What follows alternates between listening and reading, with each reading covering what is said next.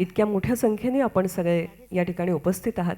कुणी सरांचे विद्यार्थी असतील, सरांचे चाहते तर आपण सगळेच आहोत. आणि इतक्या विविधांगी सरांनी जे लिहिलेलं आहे, मला सतत भर्तृहरीच्या एका श्लोकाची आठवण होते आहे की वज्रादपि कठोराणी मृदुनी कुसुमादपि, वज्रादपि कठोराणी मृदुनी कुसुमादपि, लोकोत्तराणां चेतांसी कोही विज्ञातुमर्हति. लोकोत्तर जी माणसं असतात, अनन्यसाधारण अशी सरांसारखी, त्यांचं मन, त्यांची प्रतिभा जाणून घेणं फार अवघड आहे. कधी ती फुलासारखी कोमल झालेली दिसते, तर कधी वज्रासारखी कठोर झालेली दिसते. सर जेव्हा समीक्षक म्हणून लिहित असतात तेव्हा ते काठिण्य त्यांच्या बुद्धिमत्तेचं आपण अनुभवत असतो. आणि सर जेव्हा कवी म्हणून, गीतकार म्हणून लिहितात तेव्हा त्याच्यातला हळुवारपणा, मृदूपणा आपण अनुभवत असतो. अशीच एक अतिशय मृदू कल्पना राधेचा रास यामध्ये त्यांनी मांडलेली आहे. आणि आपण स्वागत होत असताना पाहिलं असेलच की लवकरच ही कलाकृती आपल्या भेटीला माधुरी नाईक घेऊन येणार आहेत. मला वाटतं त्या गोष्टीच्यासाठी आपण एकदा जोरदार टाळ्यांचा गजर करूया. किती सुंदर कल्पना आहे बघा की अत्युच्च प्रीती जर काही असेल तर त्याचं प्रतीक म्हणजे राधा. तिने कशाचीच अपेक्षा केली नाही, तिला फक्त प्रेम हवं आहे. किती तन्मयता आहे प्रेमामध्ये, तर सरांनी अशी कल्पना केली आहे की ती कृष्णाच्या विचारांमध्ये इतकी गढून गेली आहे की कृष्ण येऊन गेला याचंही तिला भान नाही. इतकं प्रेम, इतकं प्रेमामध्ये तल्लीन होऊन जाणं. आणि सर लिहितात, ती कासावीस काय दिसे तीस, पडलेले मातीवर मोराचे पीस. ती कासावीस काय दिसे तीस, पडलेले मातीवर मोराचे पीस. राधेचा रास मीरेचा भास, यमुनेच्या काठावर माघाचा मास. यमुनेच्या काठावर माघाचा मास. वा वा समीरा वा, उत्तम उच्चारण. सच ते उच्चारण आम्हाला गीतात नाही करतायत.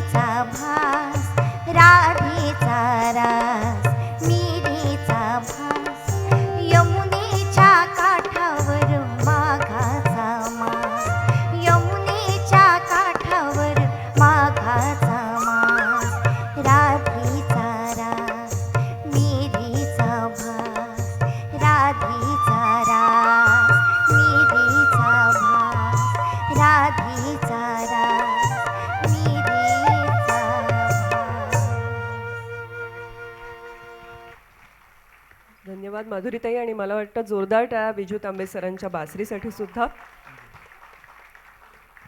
त्याही वेळेस जेव्हा चंद्रचंदनाचा अल्बम आम्ही केला तेव्हाही विजूदादाच होते आमच्याबरोबर, त्यामुळे तो एक वेगळा आनंद आहे. यातले अनेकविध असे कलावंत आहेत की त्याही वेळेस जेव्हा आम्ही अल्बम केला चंदनाचा, इतर कार्यक्रम केलेत, त्यावेळेस यातले बरेचसे कलावंत आमच्याबरोबर होते. यानंतर